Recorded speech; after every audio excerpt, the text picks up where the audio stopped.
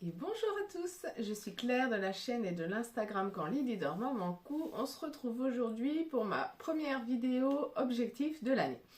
Pour le mois de janvier, je me suis mis un objectif couture et ça va être de me coudre une veste doublée. Ça fait bientôt, ça fait 9 ans que je couds et en 9 ans, je ne me suis jamais cousu une veste doublée. Voilà, la seule veste que je me suis cousue, non, je me suis cousu 2 vestes, une veste en jean, la veste Aria de la Maison Victor, et une surchemise Vicky de chez la Maison Victor aussi, qui est en fait en teddy, donc que j'utilise comme veste d'hiver. Mais ce sont 2 vestes qui ne se sont pas doublées, donc qui ont une définition plus classique, plus simple. Si je m'étais cousu aussi la veste Alameda de l'Americana Pattern, que j'ai fini par donner à ma soeur parce qu'en fait dans le tissu il y avait un peu de laine et elle me piquait. Mais pareil, c'était une veste non doublée, donc j'ai jamais fait de veste doublée. Donc c'est l'objectif de cette année. Je m'y prends maintenant en janvier parce qu'on est tout début d'hiver, hein, janvier. Donc je me dis que c'est le moment de me faire une veste doublée. Donc si ça vous tente de rejoindre le challenge avec moi, en janvier, cousons ensemble une veste ou un manteau ou un caban doublé. Alors moi, pour ce challenge de janvier, bien sûr, je vais sortir des tissus de mon stock. C'est des tissus que j'ai achetés assez dernièrement.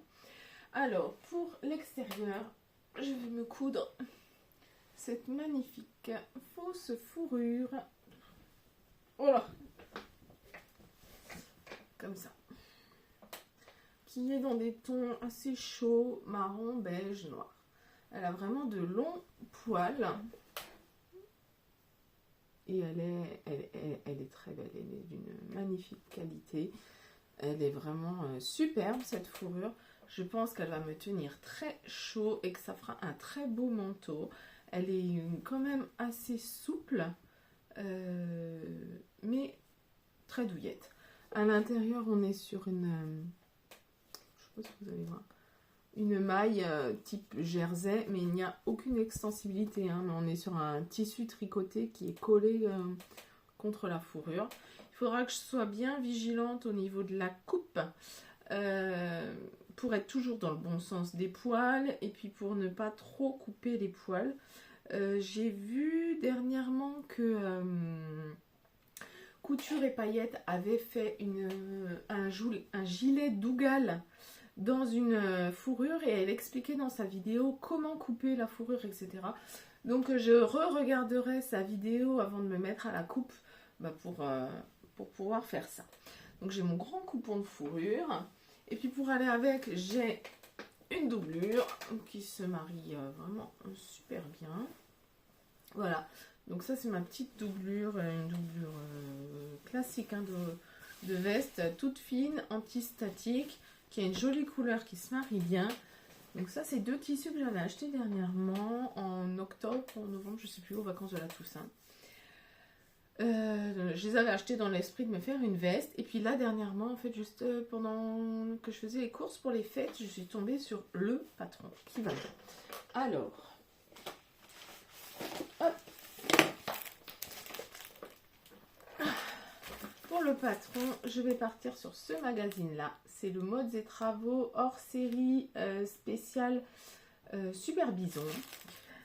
J'ai acheté ce magazine justement pour la veste parce qu'il propose une veste qui est exactement ce que je voulais. Où est-elle? Où est-elle? Elle est ici.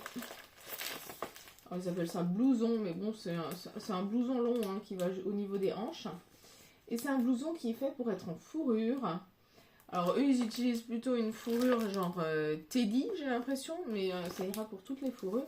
En fait, j'avais du mal à trouver un patron parce que quand on a une fourrure, tout ce qui est pince, etc., on ne peut pas les faire. Et là, c'est une robe, une veste qui n'a pas de pince. Il y a vraiment juste les découpes côté dans lesquelles sont prises les poches.